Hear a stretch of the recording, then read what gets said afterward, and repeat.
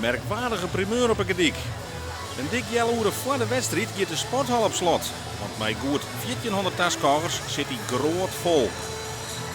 Want de derby van het noorden is een beladen in.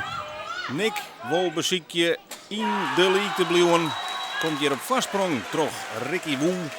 Maar ook LDODK wil je winnen. Want bij winst is LDODK zo goed als wist van handhaving. Het zal dus een finale worden met een soort druk op zit. Het is hier André Zwart van Grutte Oorstand die de stand weer in Liekweg brengt. Maar de doelpunten in de eerste helft die binnen het duur.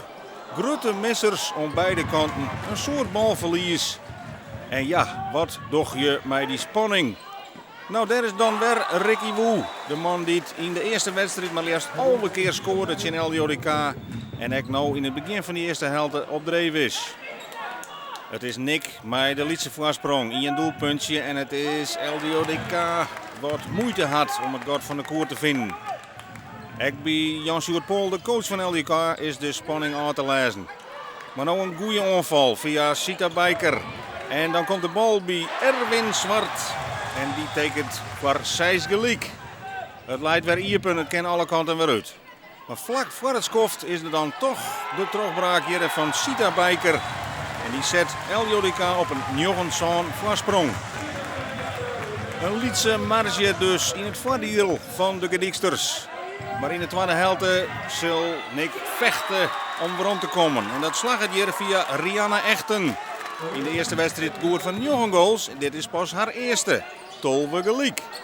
Maar daar is het antwoord van Erwin Zwart. Met 2 treffers maakt het verschil weer 2. 15-13. Maar de Grenzers die blijven op het vinkertouw zitten.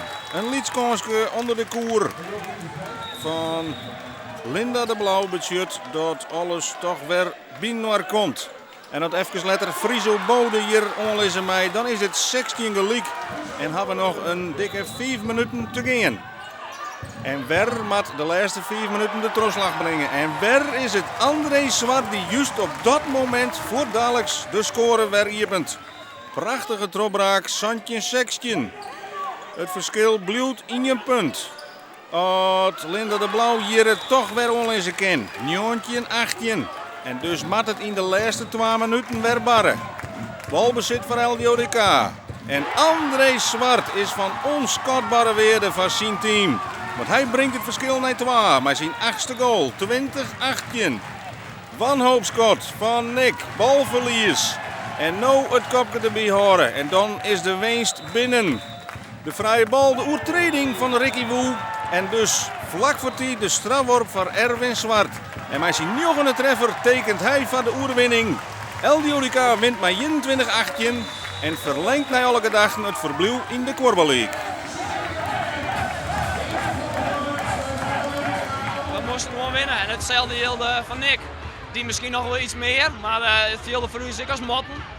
En dan is het heerlijk dat je zo'n finale, ja, dat je die gewoon winnen. En dat je zelf eigenlijk nog net definitief, maar wel zo goed als veilig spelen. Ja, hier hebben we gewoon heel goed naar tabwerk en dan show je gewoon 2 thuiswedstrijden en je pakt ze gewoon beide.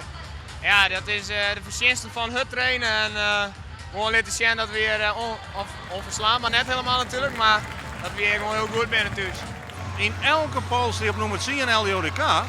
Je mag een hele programma stilkringen. Ja, ik denk dat het voor jezelf gewoon echt al super mooi is. Maar om iedereen en ik even zien te leren dat ze net zo snel oordelen moeten. En dat we het zonder ervaring en al die dingen en al die redenen die ze nam hebben, toch maar een flikt aan mij snel. En dat is gewoon echt fantastisch.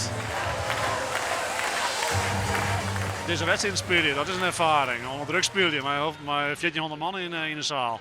Ja, dat ben een ervaring en die neemt mij een taak meer. En dan kan je sterker worden, denk ik.